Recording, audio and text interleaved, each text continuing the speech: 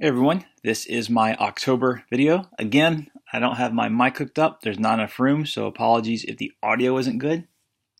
Uh, Last video I mentioned I had a carousel DVD holder. That is it right there. How is this so difficult? There we go. You'll also note a cameo from McFly's Xbox I bought off of him. This was in another room, but I have the shelving situation sorted, so it's going to go up here. Or I should say back here. I'm in the den. I didn't get to play most of the stuff I'm going to show. There's a few reasons for that. So I'll just kind of go ahead and get started. Not too many new releases. I did pick up some 3DS stuff. I got in Dragon Quest VII, Shantae and the Pirate's Curse, and Gunvolt. All these with the Amazon Prime discount, which brought these two to the $20 range, low 20s, which was very nice. I'm still working through the Dragon Quest. I tried to go back to 4 a few times, but I'm so lost that a walkthrough hasn't helped. For some reason, my save file is just me, like on an island with all the people though, and there's a boat, and I have no clue what I was doing, and I cannot find any part in a walkthrough that correlates to what I have to do next. I would like to get to that though, so I can finally move on. Now, I didn't play those because my wife has rediscovered, was it Sticker Star Mario? And that is all she is playing. Now, she's pretty busy. She now runs her own branch of the library. So she doesn't have a lot of free time. Like right now, on Saturday, she's at work. I'm not sure when I'm going to upload this. But today is Saturday. So she can't play it for some periods of time, but you can't really mess with it. You know, just leave it alone. Don't touch it. Don't swap games. Just at that moment, it's hers, and that's fine. She's having a ball with it, and I got plenty else to do. That's why I haven't really touched those.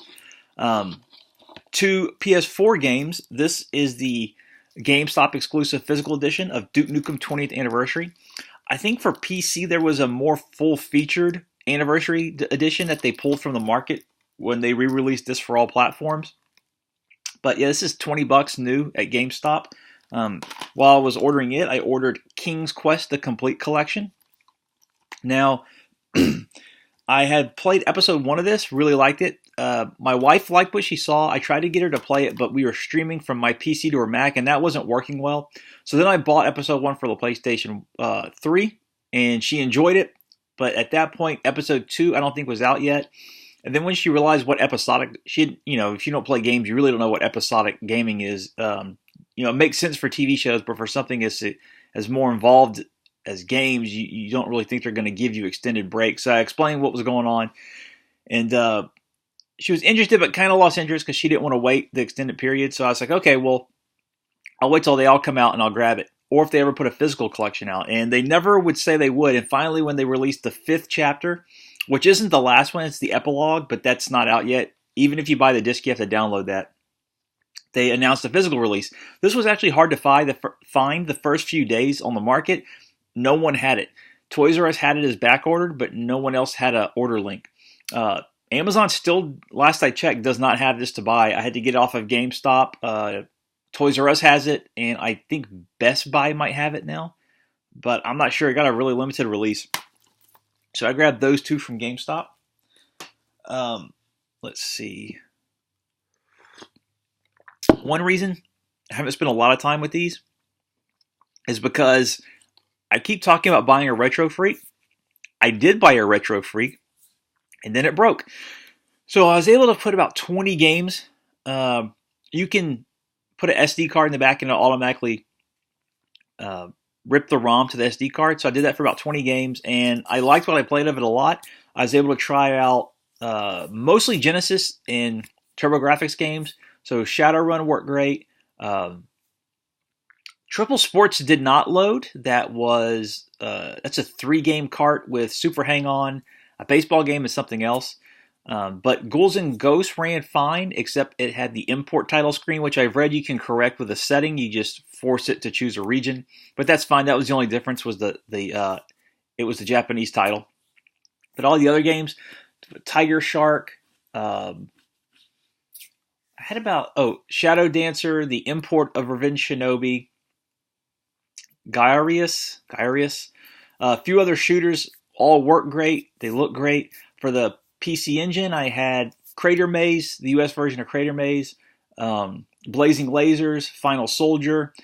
All that was great. The only hiccup was for Street Fighter 2, the controller, which I actually liked a lot for being a generic kind of, cheap knockoff. It worked really well. Except for Street Fighter, it was hard to do the diagonal inputs for fireballs. But the problem was firmware version 1.5 is the pivotal update. You need to have that update to go beyond. And I could do up to 1.4, and I could not do 1.5. The system would not reset. It would install the firmware, a countdown timer would go to 0, it'd vanish, and then it would freeze with the background image. You can skip all the way up to 1.5, but to get 2.0 plus whatever the current one is now, which not only includes compatibility with games, so that triple sports game might actually still work, also fixes an overheating issue. That's one of the big ones you want the 1.5 update for. And I couldn't do it, so I emailed Gadget Freak, who makes it, or Cyber Gadget, whatever their name is, and they sent an email back saying, sounds like a hardware issue. We're in Japan, so we can't honor the warranty, so send it to whoever bought it to you. And that was through Amazon, so I just had to return it. So that was most of my time was spent playing that. And like I said, I really enjoyed it, but in the end, it just didn't work. Real quick, someone was disappointed last time I didn't show any books. Well, I had bought Rome in Late Antiquity with my Breathe Right strip as a bookmark. And I forgot to show it. This is $35, but you can find used copies. This was about $5, and I think there was another one for $6. You see it did get a bit dented in the mail there. But this covers specifically Rome in Late Antiquity, which is a really interesting evolution because from other books I've read, Rome ends up kind of deteriorating to, I think it was described as a sea of ruin and these little islands of really, really nice buildings, which was either churches and the surrounding area that the church kept up, or the remaining rich families had little areas they lived and they kept up their surrounding areas nice, but everything else was just ruins. They couldn't afford to knock stuff down and cart it away. They couldn't afford to rebuild. But this hints at that in the beginning, and you'll get to it as you go on. It's mainly after Justinian's wars with the Ostrogoths. And I had finished this book, Ancient Siege Warfare. Now, for a lot of my books, I'm trying to get rid of them after I read them and just buy the Kindle version later if I want it, just out of ease of actually reading them, because these can be kind of uncomfortable after a while when you're laying down or sitting up even, when they get this size and heft. And also ease of keyword search. But some books are not available digitally, although more and more are becoming, which is very nice. This isn't one, but I like this one enough. It's taking a pride of place on my shelf. It covers the Middle East and surrounding Mediterranean civilizations for warfare, siege warfare. You don't get India or China, unfortunately, but that could just be down to the sources not being translated. This was from the 90s, I believe, or early 2000s. Or he just might not be familiar with them. But you get the Hittites, the Assyrians, the Neo-Assyrian Empire, Hebrew kingdoms, Rome, Egypt, Carthage, Syracuse, just a lot of good material here. So for the few out there that like the book talk, there you go. I'll have a year-end book wrap-up later on. I'm reading some other stuff too. Now to some other goodies I got. The majority of this will come later from one friend who I've mentioned before, but some of the odds and ends I picked up. Let's see. This was off Amazon. I kept hearing good things about Puppeteer, and this was down to $14 or so. It kind of fluctuates. It might go up to 20, but it does get very low. I think this was 14 or 15. Oops, so I went ahead and grabbed it. Went ahead and picked up some PlayStation 2 releases. Where did it go? There it is. Let me grab that. I picked up Metal Saga. This was surprisingly cheap. I remember reading good things about it when it came out. Atlas title. It's got a really thick manual, so it's probably going to be damaged when you get it because it doesn't really fit in the case well. But this was under 20, which was a big surprise. I picked up Samurai Western. This was right at, I think, 20 exactly. Looks very similar in style to other Spike published games over here. I guess they developed it as well. Atlas is the publisher. So I grabbed it. And this is just a box and manual to Steambot Chronicles. I've already had the disc for a while. I'm not sure if I already showed this, but I was able to score that really cheap. I had that on my watch list for ages, and no one ever just sold the boxing manual at a reasonable rate. Two, let's see, I got really lucky on these two Saturn games. First up, Metal Slug.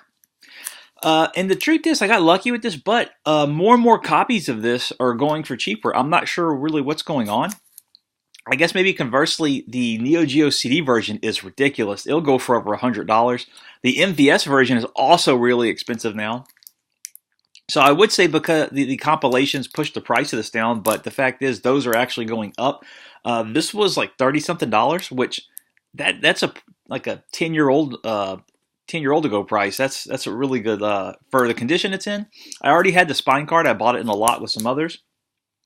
And I actually did not own Metal Slug 1 yet. I own, was it 2 and X on MVS, which are, that's what that envelope is, if you can see right there. I put that to protect the carts from the sun.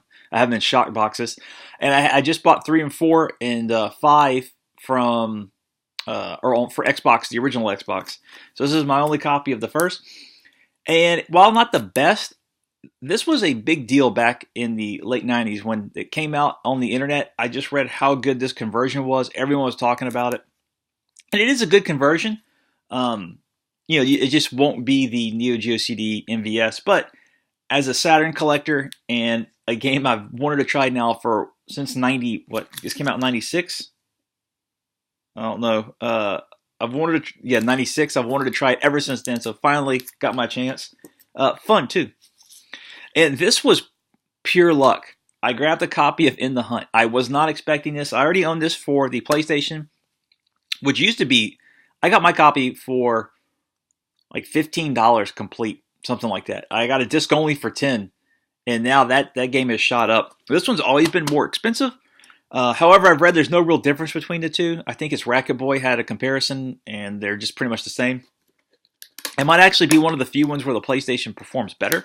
I got completely lucky. I put a bid on this of, I don't know, $30 under. Actually, if you go for what it goes for now, I'm thinking more of what it used to go for. More like $50 cheaper than what it goes for now. And I just let it sit, and I did not pay attention to it. Saturn games normally come complete. You can tell when they don't because the manual's massive. The only thing I look for is a registration card, and if it looks like it has it, to me, I just kind of check it off and move on. I actually have the game in the system. So days go by, I come home from work, and I get an invoice for it. I want it.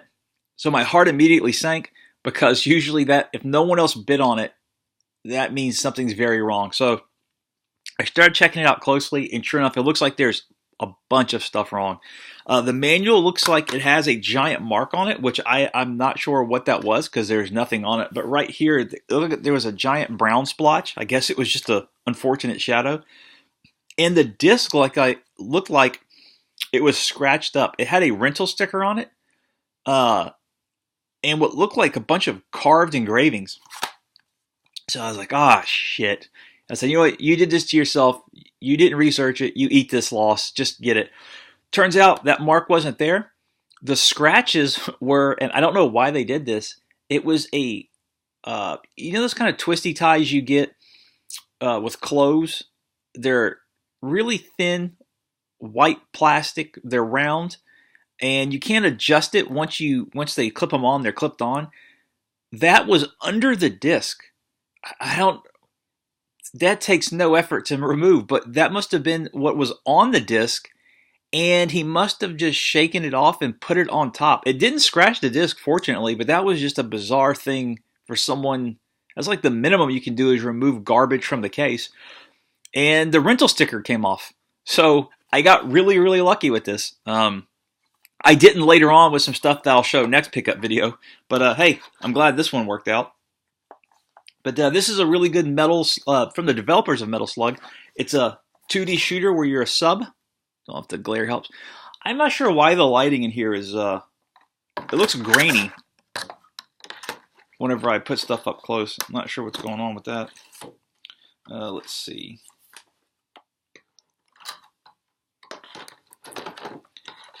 Dun, dun, dun. Yeah. Now some cheapies here. A guy had, I'm assuming it's a guy, a few copies of Entertainment Interactive, or Interactive Entertainment. I already have this one, and he had a number of them. I had them all, unfortunately, but the stuff that was damaging the cardboard in this room did damage some of my copies of this. So I just grabbed a few that were the worst. So these were about $2 too, or a little thereabouts, 2 to 4, I think, which was really cheap for these. These were going for 20 plus at one point.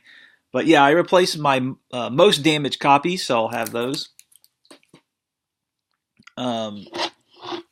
Starling Odyssey 2. Now, this is one of the games that PC Engine Memories has released, that they released for free. They released in a bundle, but like all their bundles, if you email them in time and they have an extra copy, they have a website called like PC Engine Free Turbo or something, and they'll go ahead and they'll just give you a free professionally pressed fan translated copy of a game. You just don't get the fancy packaging. Well, I had that, and I've been on the lookout for this, but it was either missing the map, had a messed up manual, or was going for way too much. I made a best offer on this and got it for under 20 shipped, well under 20, and it has the map and the manual. Only downside is it got damaged in shipping. You'll see here. So if you try to open the case, it actually falls apart because it busted on the hinge. That's with a piece already taped back on. And I don't have a replacement, so I'm just keeping it in this. And really, I play the fan translated version, but it's stupid for space reasons, but there's just like a mental tick where if I have a fan translated copy of something, I want the original Japanese as well. And the last of the eBay purchases is Carnage Heart. When I was going through the PlayStation Pure demo trailer I put up for Volume 2, Carnage Heart was one of the demos.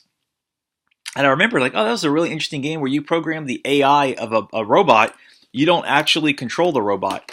And I looked it up, and it goes for about 40 or so. I got it for under that. The only problem was the case is cracked, which I can buy a replacement for, so that's not a really big deal.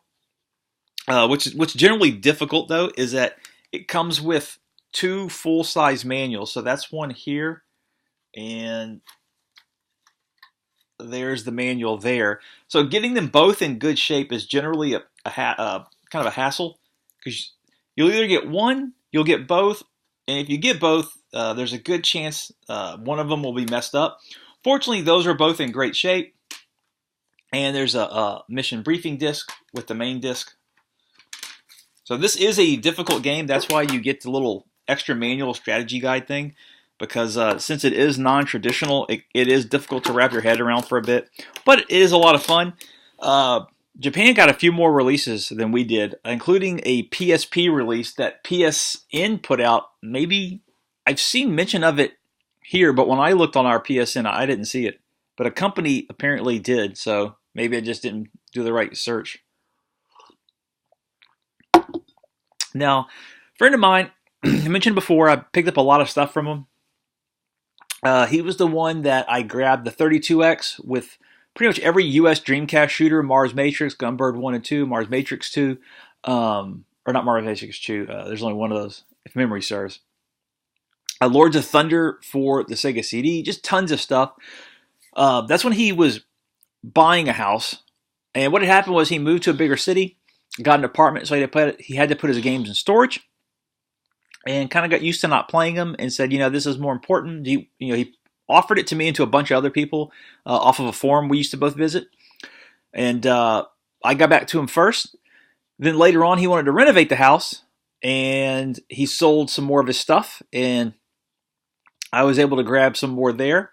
I basically made a giant list of like tiers, and I went through chunks. And as long as he had them for sale, I just told him, let me know when you're ready, because I want this set first, then this, because they were all in storage. So it's whenever he had the free time, whenever he needed the money. The only downside is he sold all of his TurboGrafx and Sega CD games like the previous year, because this started, I think, late 2014 when I started buying stuff from him, maybe early 15.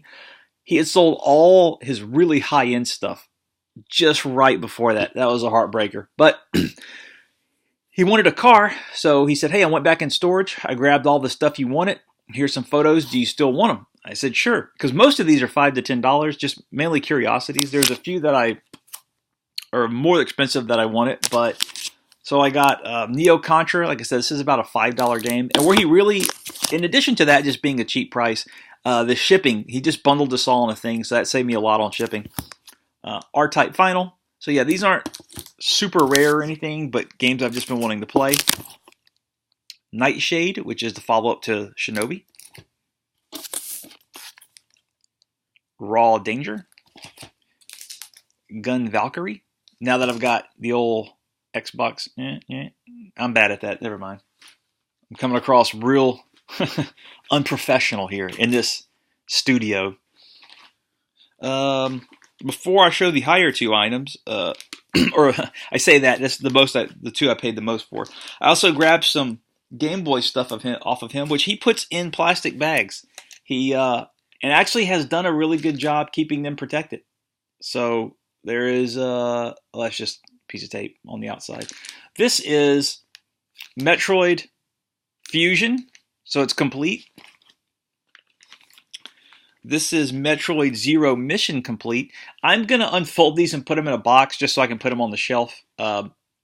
He had these in a bin, and if I was doing that, I might just leave them, just like this, because it's worked out. But I'm afraid they're going to fall off where I have them stored. He also sold me the US and the Japanese version of Astro Boy. So I've heard a lot of great things about that, Treasure Develop. And the two pricier of the items, which again weren't really all that pricey, but what is it? Robot Alchemic Drive, RAD. The disc for this is a little scratched up. He did tell me that, but it plays, so that's fine. And this is a Castlevania, a re-release of Castlevania, which is, I want to say, the original arcade version. And it comes with a bunch of extra stuff. So let's see.